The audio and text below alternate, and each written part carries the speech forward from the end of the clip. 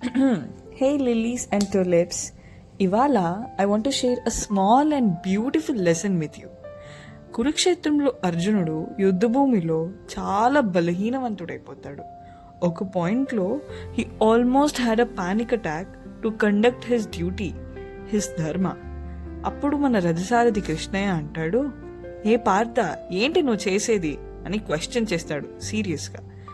నిస్సహాయుడైన అర్జునుడు అంటాడు, ఏంటి కృష్ణ ఇది, నా వాళ్ళని చంపుకొని నా కొరిగేదేంటి, అసలు నేను గెలిచేదేంటి, ఈ యుద్ధంలో నేను గెలవగలనా అని చాలా డౌట్లో ఉంటాడు.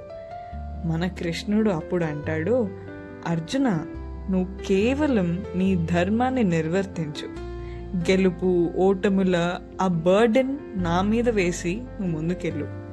హౌ బ్యూటిఫుల్ కదా.